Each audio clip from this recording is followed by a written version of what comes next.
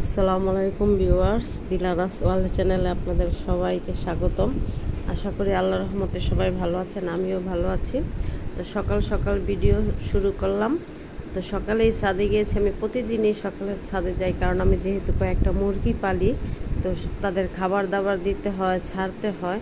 তো দেখেন, আমার আগের ভিডিওতে একটা বেগুন গাছ দেখিয়েছিলাম, একটা বেগুন গাছে মাশাআল্লাহ অনেক বেগুন হয়েছে। তো এই যে দেখেন, বেগুন তুলেছি, ভর্তা করব। তার এই যে চিচিঙ্গা, এই চিচিঙ্গা গাছ থেকে এই চিচিঙ্গা তুলে কিন্তু ভাজি করেছিলাম। গাছটা কেটে দিয়েছি, কারণ নতুন সবজি গাছ লাগাবো। তো বাসার যে তরিতরকারির তার ছিকলা দিয়ে দিলাম। দেখেন, আম ধরেছে, কাঁচা আম, সিজন সারা, মাশাআল্লাহ কয়েকটা আম হয়েছে। এখন কিন্তু শীত শীত আসছে। তো আমাদের যেহেতু মুদি দোকান আছে, তো কিছু চাল সেখানে পোকাতে ধরেছিল, তো সেগুলো মুরগিকে খেতে দিব। ভালো করে শুকিয়ে রোদে দিয়ে দিলাম। তো ছাদের সব কাজ শেষ করে এখন এসেছি রান্না করতে। আজকে কচু দিয়ে ইলিশ মাছ রান্না করব।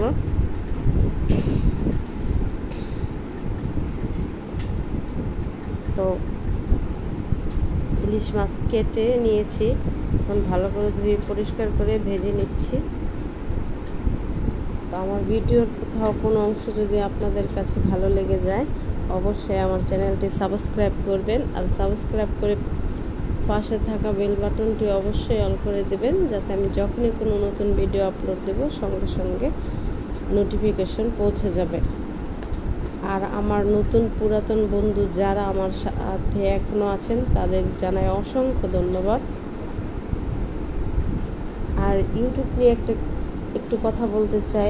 অনেকেই আমি যাদের বন্ধু করি, তারা না বুঝেই সাথে সাথেই ব্যাগ দিয়ে দেয়, আবার অনেক সময় দেরি হয়ে যায়, ব্যাগ দেয় না। আসলে আমি বলি যে নোটিফিকেশন পাওয়া মানেই তো সাবস্ক্রাইব করে, এটা অনেকে বোঝে না, সাথে সাথেই ব্যাগ দিয়ে দেয়। এটা কেউ করবেন না, তাহলে দুজনের চ্যানেলেরই ক্ষতি হবে।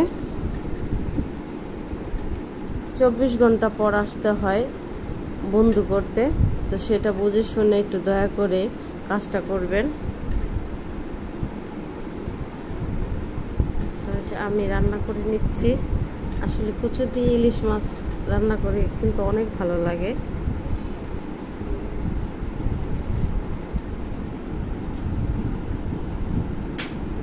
ভালোভাবে কষিয়ে নিচ্ছি। প্লিজ দয়া করে কেউ সঙ্গে সঙ্গে বন্ধ করে নেবেন না, 24 ঘন্টা পরও আসবেন একটু, না হলে দুজনের চ্যানেলেরই কিন্তু ক্ষতি হবে।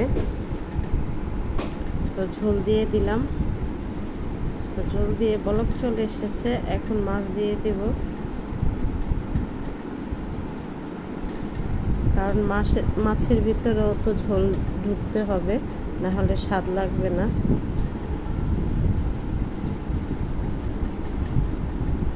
তো রান্না হয়ে গেল কচু দিয়ে ইলিশ মাছ। কেমন লাগলো জানাবেন। মাশাআল্লাহ, দেখেন রংটা অনেক সুন্দর হয়েছে। পরবর্তী ভিডিও পাওয়া পর্যন্ত সবাই ভালো থাকবেন। আল্লাহ হাফেজ।